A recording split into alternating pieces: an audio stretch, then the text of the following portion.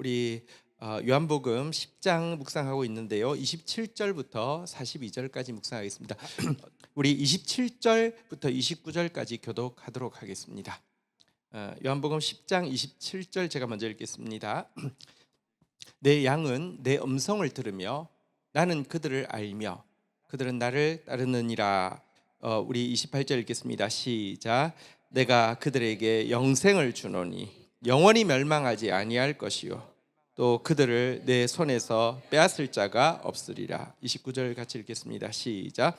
그들을 주신 내 아버지는 만물보다 크심에 아무도 아버지의 손에서 빼앗을 수 없느니라. 아멘. 27절 보도록 하겠습니다. 예수님이 이제 수전절에 예루살렘에 올라갔었을 때 유대인들이 붙잡고 더 이상 우리 헷갈리게 하지 말고 그리스도인지 아닌지 밝히 이야기해달라고 이렇게 이야기할 때에 예수님께서 사실은 이미 수많은 증거들로 이렇게 보여주셨잖아요, 그렇죠? 그리고 너희들이 안 들리는 것은 내 양이 아니기 때문이다라고 이야기하시고 나서는 이어서 내 양은 내 음성 듣는다. 또 나는 그들을 안다. 그들은 나를 따른다. 이렇게 이야기했는데요. 너무 놀라운 사실은 정말 우리같이 부족한 자들이 예수님의 양이 되어서 이상하게 주님의 음성이 들린다는 것입니다. 또 주님이 내 그 세밀한 사정까지 내 신음까지 아신다는 게 너무 이렇게 경험적으로도 알게 되고 그 은혜를 누리고 있다는 것입니다. 그래서 우리는 주님 따르지 않을 수 없습니다. 우리 옆에 분들 서로 한번 인사하겠습니다. 들려서 오셨지요? 시작. 네, 할렐루야. 이게 얼마나 큰 은혜인지 모릅니다. 그러니까 안 들린다니까요. 근데 들린다는 게 얼마나 놀라운 일입니까? 자, 그런데 들린다고 해서 어려움이 없는 것은 아니죠. 사실 지금 이 비유는 어디에서 이어지는 것입니까? 맹인이 예수님 믿음으로 고백했을 때 출교당할 때부터 계속 이어지는 내용이거든요. 주님의 음성 들리는 게요, 좁은 길로 가게 되는 길입니다. 주님의 음성 들리는 게 십자가의 길로 가게 되는 길입니다. 만만치는 않습니다. 근데 주님의 음성 들리니 가는 것인데요. 자, 이 따르는 자들에게 28절에 무엇이라고 이야기합니까? 내가 그들에게 한번 따라하겠습니다. 영생을 주노니. 영생은 계속 이야기하지만 그냥 수평적으로 수명이 영구히 연장되는 것을 이야기하지 않습니다. 진짜 하나님의 사랑 속에서 사는 것을 이야기합니다. 영원한 사랑 속에서 사는 것을 이야기합니다. 여러분, 미움 속에서 아무리 오래 살아도 그 영생 아닙니다. 지옥이죠. 근데 우리가 이 세상에서도 영생을 맛봅니다. 주님의 사랑을 경험하고 있습니다. 천국이 지루하지 않은 이유는 여러분 천년이 하루 같은 그 주님의 사랑 속에 있기 때문입니다. 그런데 이 영생을요, 내 손에서 빼앗을 자가 없을 것이다 라고 이야기를 하고 있습니다. 29절 왜 그렇습니까? 지금 예수님의 음성이 들리는 자들은 하나님께서, 만물보다 크신 하나님께서 주신 자들이기 때문에 만물보다 크신 하나님의 손에서 그들을 빼앗을 자가 아무도 없을 것이다 라고 이야기하면서 지금 출교된 이 맹인에서 나음받은 사람과 초대교회 공동체는 사실 출교 공동체였습니다. 세상으로부터, 그러니까 유대교로부터 쫓겨난 사람들이었습니다. 근데 이들에 대해서 영생을 보장하고 있습니다.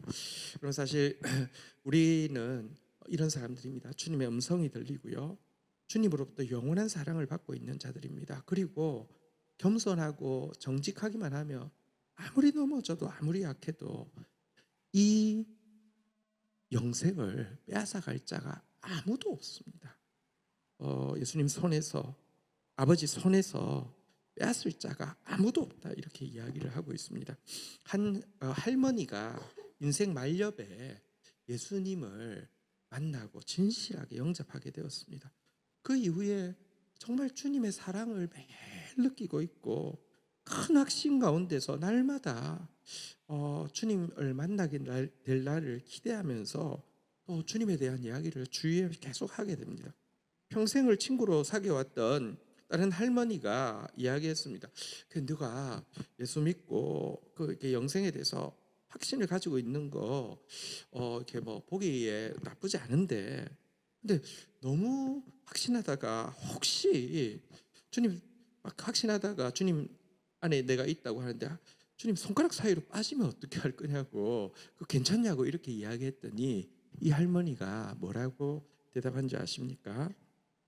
웃으면서 나는 이미 하나님 예수님의 손가락 중에 하나가 되었어라고 이야기를 했다는 것입니다. 성경은 우리를 하나님 예수님의 지체라고 했는데 그 말이 손가락 중에 하나가 되었다는 뜻이에요. 그러니까 이렇게 해도 우리 안 빠집니다. 이게 얼마나 놀라운 은혜입니까? 이 은혜 속에 우리가 있습니다. 그래서 우리는 담대해야 됩니다. 다시 이야기합니다. 우리가 걸어가는 길은 십자가의 길입니다. 우리가 걸어가는 길은 여러분 사실은 출교당하는 길이고요. 또 교회라는 용어 자체가 에클레시아인데 에크라는 게 뭐뭐로부터 빼내다 이렇게 분리됐다 이런 뜻입니다. 클레시아가 세상이라는 뜻입니다. 세상으로부터 분리된 세상과 반대로 가는 집단입니다. 모두 이익을 위해서 가는데 우리는 의를 위해서 가는 것입니다. 모두 어둠과 타협하는데 거짓과 타협하는데 우리는 참만을 위해서 가는 자들입니다. 그런데요, 담대해도 됩니다. 우리에게서 영생을 빼앗아갈 자는 아무도 없습니다. 우리는 모두 하나님의 손가락, 예수님의 손가락 중에 하나가 된 예수 그리스도의 지체가 된 자들입니다. 할렐루야. 이렇게 이제 출교된 사람들을 위로하시는데요.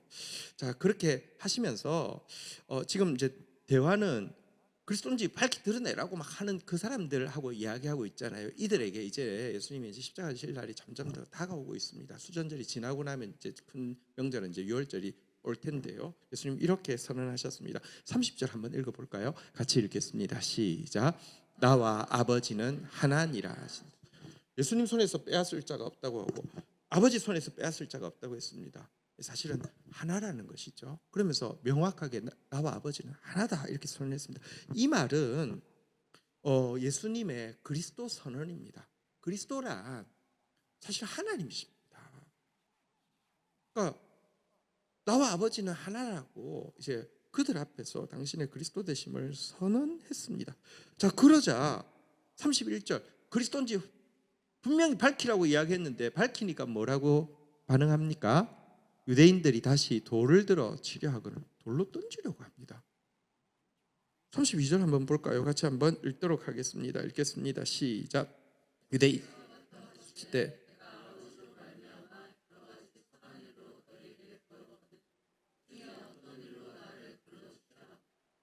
보십시오. 예수님은 지금까지 행위로도 당신이 그리스도임을 모든 선한 일로 보이셨고요. 지금 이제 말씀으로도 내가 아버지와 나는 하나다 이렇게 했는데요. 돌로 치료해서 도대체 무엇 가지고 돌로 치료하느냐고 했더니 33절에 보니까 유대인들이 대답하되 선한 일로 말미암아 너를 돌로 치는 것이 아니라 그러니까 이들도요. 예수님이 하신 일이 선한 일인 것은 부인할 수가 없습니다.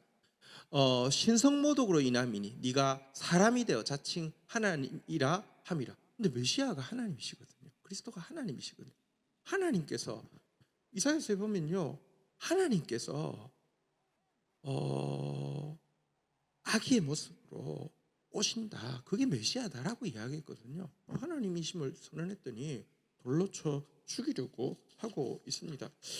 보십시오. 그리스도인지 밝히라고 해서 그리스도로 밝히니까 돌로 쳐 치려고 하고 있습니다. 이게 무엇을 이야기합니까? 그들이 지금 그리스도인지 밝히라고 해서 듣고 싶은 답, 그들이 그리스도라고 밝히라고 해서 보고 싶은 것은요, 예수님이 성경에서 진짜 말하신 그 그리스도냐 아니냐가 아니라 내가 기대하고 있는 그 그리스도로 나타날 것인지 보여줄 것인지 말할 것인지 밖에 없었던 것입니다. 진짜 그리스도인지 아닌지가 중요한 게 아니라 내가 기대하는 답이 나오느냐 아니냐만 보고 있었던 것입니다.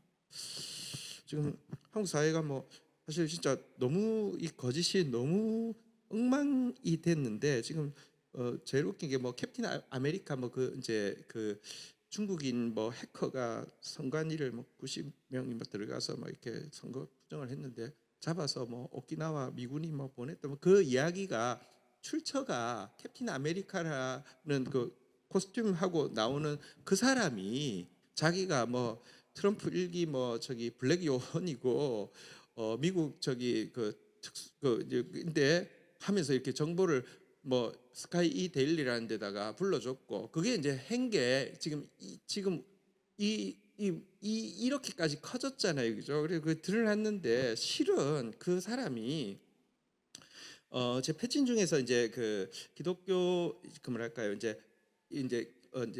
잘못된 것에 대해서 기독교 언론이나 이런 것들에 대해서 감시하고 인터넷 사이트에서 감시하고, 그래서 잘못된 것들을 계속 고발하고 이 일을 주로 하는, 그러니까 뭐 정광훈이든지 막 이런 일을 주로 이런 사람들 모니터링하고 계속 이렇게 그 하는 일을 하고 있는 사람이 있는데, 12년쯤 2012년에 한 사람이 기독교 사이트에 자꾸 뭘 올리는데 너무 이단적인 내용이어서 그 이제 논쟁을 하면서 출처를 밝히라고, 그러니까 이단인지 아니면 어느 교회 다니는지 그랬더니 멀쩡한 교회를 다니더래요. 그래서 그래도 확인하기 위해서 그 멀쩡한 교회 교육자한테 전화를 걸었대요.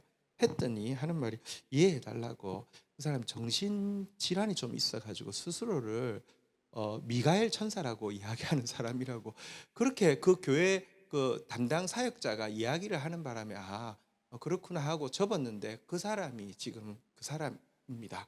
그러니까 이게 제일 처음에는 막 그냥 뭐 정신병 같은 소리 막 이렇게 해서 이랬는데, 이게 점점 커지고 점점 정교해지고, 정교하지도 않죠. 누가 봐도 금방 알 수 있는 거잖아요, 그죠? 근데 보십시오.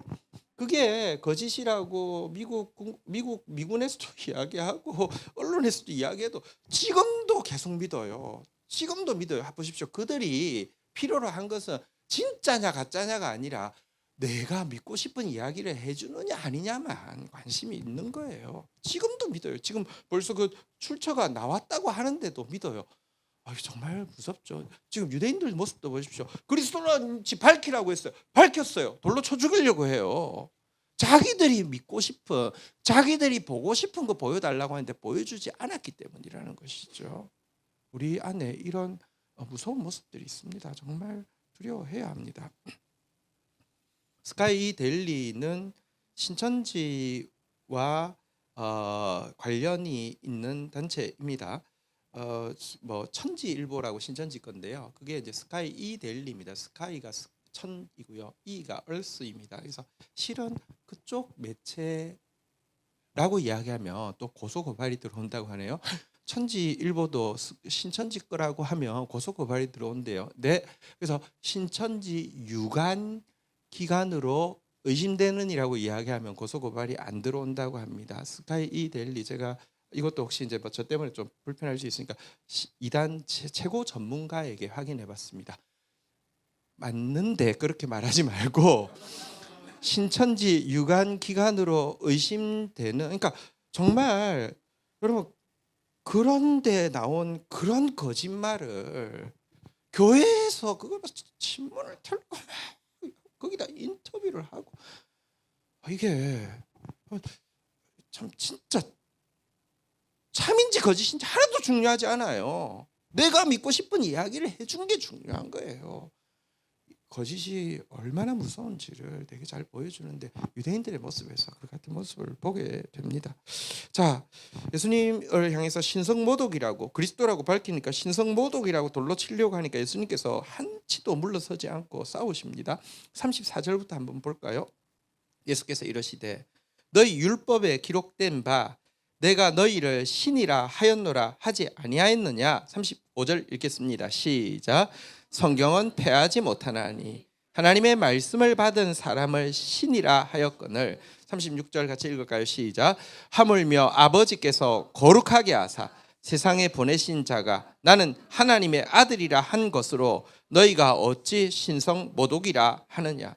여러분, 34절에 보는 바대로 율법에 제가 지난번에 한번 설명했죠. 시편 82편이 재판관에 대한 시인데요.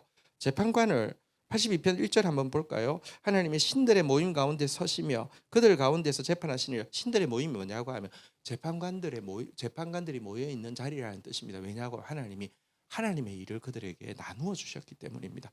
근데 그들에 대해서 2절에 보니까요, 책망하시죠. 너희가 불공평한 판단을 하며 악인의 낯을 보기를 언제까지 하느냐 책망하십니다.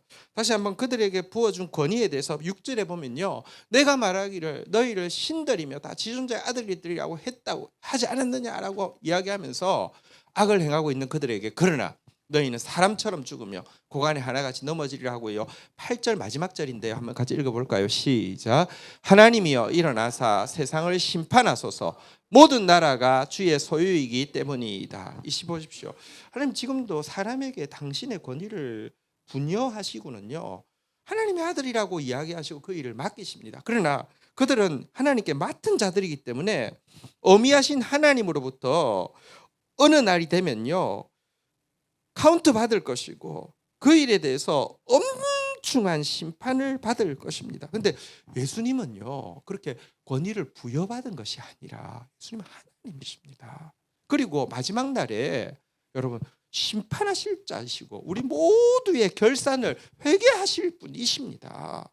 그런데 그분이 내가 하나님의 아들이라고 이야기한 것으로, 내가 그리스도라고 이야기한 것으로 돌로 치려고 하고 있는 건 말이 됩니까? 그러면서 다시 한번 37절부터 이야기합니다. 성경은요, 예수님이 그리스도라고 이야기했다고 그리스도라고 믿으라고 하지 않습니다. 그의 말뿐 아니라 그의 행실까지. 왜냐고 하면 사람은 그 열매로 알 수 있는 것이거든요. 37절부터 한번 볼까요? 교독하겠습니다. 만일 내가 내 아버지의 일을 행하지 아니하거든 나를 믿지 말려니와. 38절 읽겠습니다. 시작. 내가 행하거든 나를 믿지 아니할지라도 그 일을 믿으라. 그러면 내가 아버지께서 내 안에 계시고 내가 아버지 안에 계심을 깨달아 알리라 하시니. 39절 같이 읽겠습니다. 시작. 그들이 다시 예수를 잡고자 하였으나 그 손에서 벗어나 나가시니라. 예수님께서 다시 한번 이야기합니다. 내가 아버지 일을 안 했으면 믿지 마라.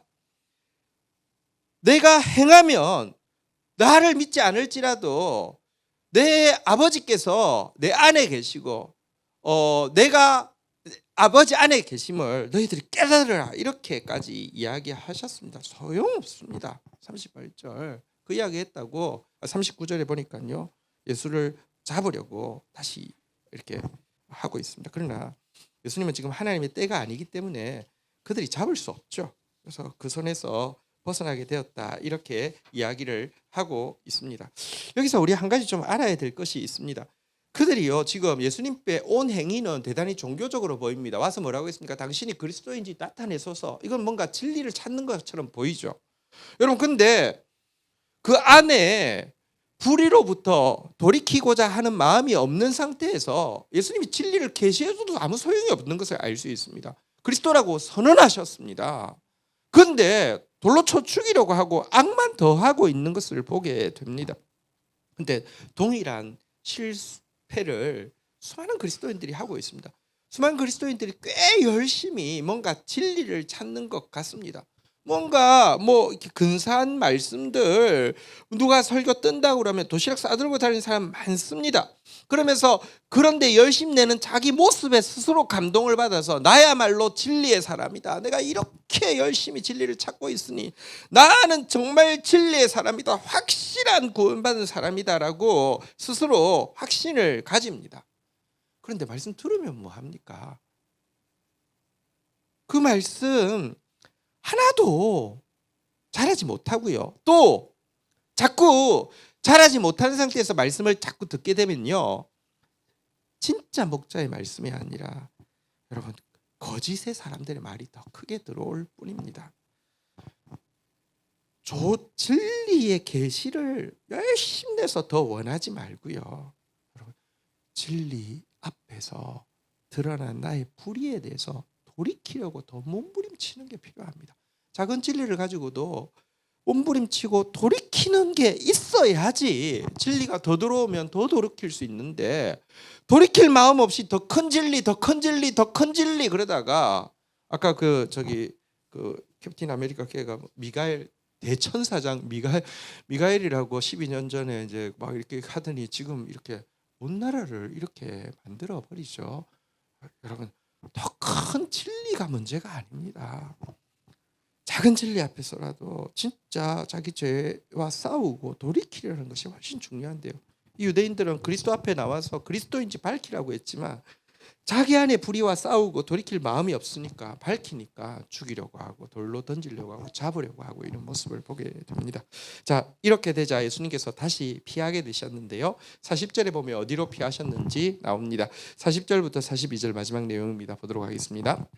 다시 요단강 저편 요한이 처음으로 세례를 베풀던 곳으로 가사 거기 거하시니 41절 읽겠습니다. 시작. 많은 사람이 왔다가 말하되 요한은 아무 표적도 행하지 아니하였으나 요한이 이 사람을 가리켜 말한 것은 다 참이라 하더라. 42절 마지막 절입니다. 시작. 그리하여 거기서 많은 사람이 예수를 믿으니라. 자, 예수님께서 예루살렘에서 요단강을 건너셨습니다. 요단강 건너편에 요한이 처음 세례 베풀던 곳으로 갔습니다. 그러니까 요단강 건너편을 이렇게 또 북쪽이 있을 거고 이게 중부가 있을 거고 또 남쪽이 있을 거 아니에요, 그죠?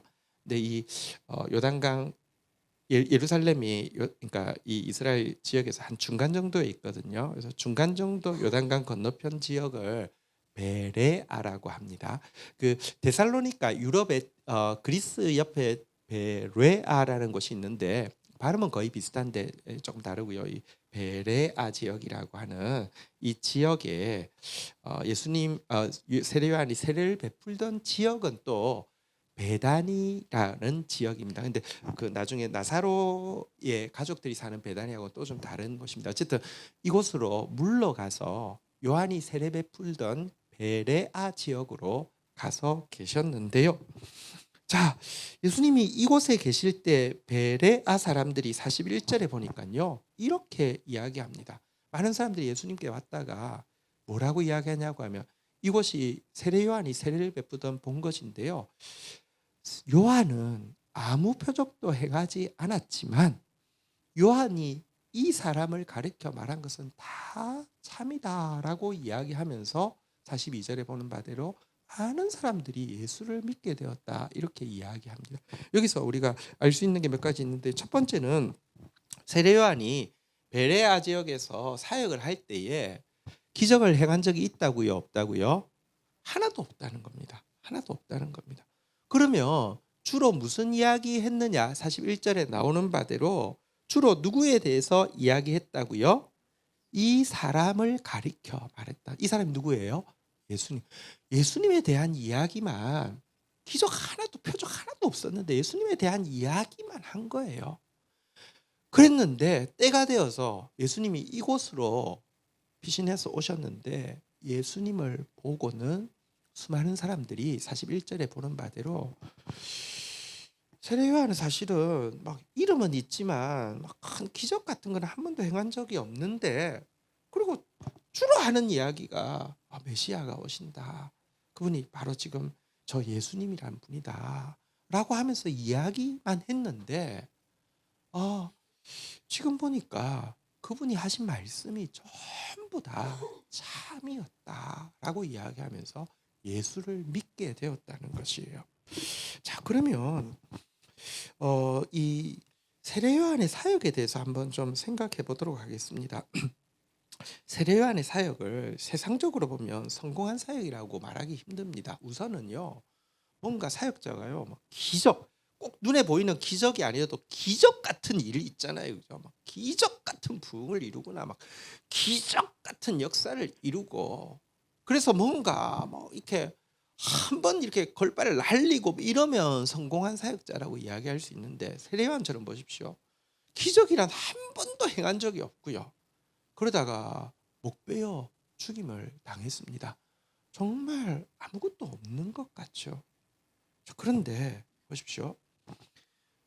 엄청난 기적을 예수의 이름으로 행했는데 나중에 예수님께서요 심판의 자리에서 내가 주의 이름으로 이것도 행하고 저것도 기적도 행하고 기적 같은 일들을 이루었습니다 하면서 내가 교인 10,000명 되는 교회를 만들었습니다 하고 왔는데 예수님이 내가 너를 도무지 알지 못한다.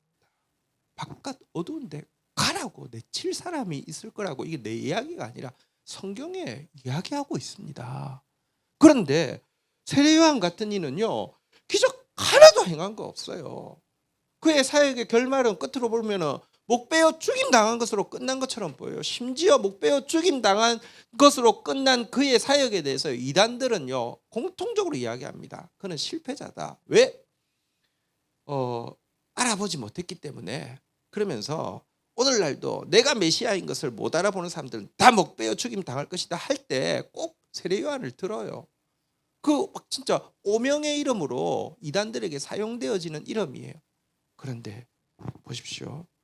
이들은 예수님을 알지 못한다고 했는데 예수님이 세례 요한에 대해서 여인이 낳은 자 중에 가장 큰 자라고 했습니다. 왜 그렇습니까? 열매를 보면 합니다. 기적을 행했다 그러고 뭐 엄청난 일을 행했다 그러는데 여러분 사실 진짜 전도가 뭔지 잘 모르겠어요.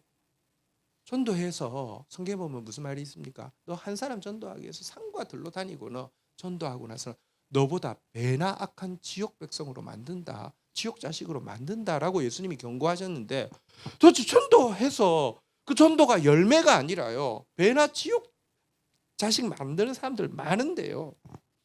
세례 요한은 아무것도 해간 것 같지 않지만 그 사람이 한 말은 전부 참이더라. 여러분 이 진실의 증인이 되니까 그 진실을 들었던 사람이 예수님을 실제로 보고는 그가 한 말은 다 참이다라고 이야기하면서 열매가 되었단 말입니다. 제가 지난 시간에는 우리가 제자라는 말 많이 쓰는데 한번 따라하겠습니다. 진실의 제자. 진실의 편에 서고 참의 편에 서고 이곳 따라가는 게 선택인 것을 우리가 제자라는 말을 쓸 때 의미라고 했는데요. 우리 전도라는 말도 많이 하는데요. 전도한다고 하는 것도 증인이라고 하잖아요. 그죠? 한번 따라하겠습니다. 진실의 증인. 전도한다는 것은요. 진실의 편에서 진실을 진실하고 이야기하는 게 전도입니다. 세례 요한은 진실의 증인이었습니다. 우리가 걸어가야 할 길은 바로 진실의 증인의 길로 걸어가는 것입니다. 또 여러분 이 요단 서편은 사실 말하자면 지금으로 말하자면 이제 강남이죠. 그러니까 어쨌든 막 이 요단 서편의 예루살렘 부자들이죠. 요단 동편의 이 베레 사람들 정말 가난한 사람들이지만 이들은 예수의 수많은 표적을 보고 수많은 말씀을 들었어도 돌로 쳐 죽이려고 하는데 이들은요 세례 요한을 통하여서 증언을 듣고 예수님을 보고 나서는 믿었습니다. 도대체 여러분 신앙생활을 지금 성경에 대한 과잉한 지식 또 막 진리에 대해서 열심히 내는 것처럼 막 과잉한 부흥을 했는데 도대체 우리의 모습이 요단 동편의 예루살렘 사람들의 모습인지 요단 서편의 베레아 사람의 모습인지 한국 교회의 모습을 한 주소를 대단히 많이 돌아보게 됩니다. 지금 저희 교단이 일제 시절에 신사참배를 반대하고 죽음으로 신앙을 지켰던 교단입니다. 이것은 대단히 자랑스러운 전통입니다. 독일에서 모두 히틀러의 편에 설 때 고백교회라고 해서 국교회 그냥 태어나면서부터 국교회 교인이 아니라 내 신앙으로 고백하면서 그 고백해야지만 교인이 되어지는 고백교회만 히틀러에게 서지 않고 저항하다가 박해를 받았죠. 사실 고신교회는 말하자면 독일로 치면 모두 히틀러를 찬양할 때 독일 교회가 고백교회는 싸웠거든요. 그러니까 그런 전통을 가진 교회가 고신교회입니다. 이 부분에 대해서는 자랑스러워해도 됩니다. 그런데 지금 다시 그런 일제 시대가 되고 히틀러 시대가 된다고 하면 고신교회가 지금 제일 앞장서서 신사참배하고 히틀러 찬양하는 교회가 될 것 같은 시대에 서 있습니다. 너무 고통스럽고 너무 지금 당황스럽습니다. 지난번에 대선 때 신대원의 교수님 한 분이 이제 이렇게 야당 지지자였나 봐요. 그래가지고 한자로 있을제 밝을 명 해가지고 빛이 있으라 그렇게 이제 써놨어요. 근데 누가 봐도 알잖아요, 그죠?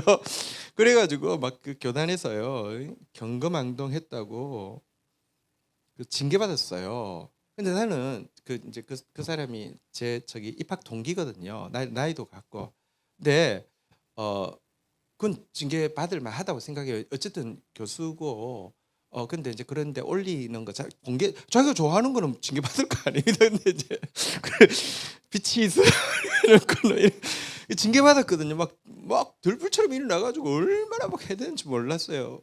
근데 지금 손현보 목사 우리 교단인데 저 교단인 게 부끄러운데 막 설교에 이재명 이름이 5주에 막 나와가지고 막 죽이라고 막 이렇게 이야기하는데 끝났다 막 이러고 있는데 아무도 이야기하지 않아요. 아무도 이야기하지 않는 것은 아니죠.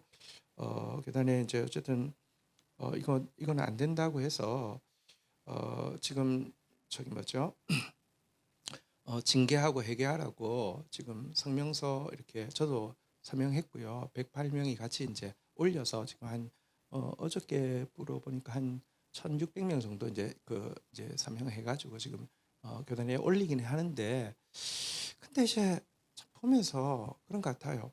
그분 책이 전도가 제일 쉬웠어요라는 게 그분이 쓴 책이에요. 그 사람이 쓴 책이에요. 근데 보면 전도를 엄청 강조해요. 그 교회 가면 전도 안 하면 큰일 나요. 그 교회 가면 3가지를 꼭 해야 돼요. 첫 번째는 예배 빠지면 절대 안 돼요. 두 번째는 새벽기도 엄청 강조해요. 세 번째는 전도 엄청 강조해요. 그래서 김해 시골에 오래된 교회고 교인 거의 안 보이는 교회에 갔는데 지금은 자기 말로는 그래서 막 이게 거품이 많으니까 저기 재적 교인이 막 10,000명이 넘는 교회가 됐어요. 근데 도대체 전도가 뭘까? 전도가 제일 쉬웠다 그랬고 그래서 막 교회가 커서 힘없는 신대원 교수는 그렇게 득달같이 달려서 금방 징계하더니 교회가 커서 아무도 말을 안 하는 겁니까? 그게 뭡니까? 하나님 나라는 숫자가 아니라 진리의 편에 서는 건데 힘이 아니라 의의 편에 서는 건데 이게 뭡니까? 가만히 있지는 않을 겁니다. 어쨌든 뭐 최선을 다해 싸울 겁니다. 근데 전도가 뭐죠?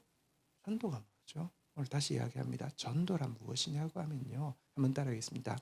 진실의 증인, 진실의 제자, 진실의 증인. 이게 우리가 할 일입니다. 그래요. 기적같이 교회를 키웠어요. 기적같이 교회를 키웠고 뭐 했어요. 주님이 내가 너를 도무지 알지 못한다고 하면 그게 무슨 의미가 있습니까? 우리가 걸어가야 될 길은요. 세례 요한의 길입니다. 이름 없이 빛도 없이 표적도 없고 아무것도 없다 할지라도 진실을 위해 싸우고 왕 앞에서도 진실을 이야기하다 목배임 당하지만 그 열매가 맺히는 것 그게 그리스도인들이 걸어가야 될 길이라는 거 꼭 기억해야 할 것입니다. 우리 주님 앞에서 같이 또 몸부림치고 또 진실의 제자, 진실의 증인 되기 위해서 같이 주님 앞에 나가도록 하시죠. 자리에서 일어서시겠습니다.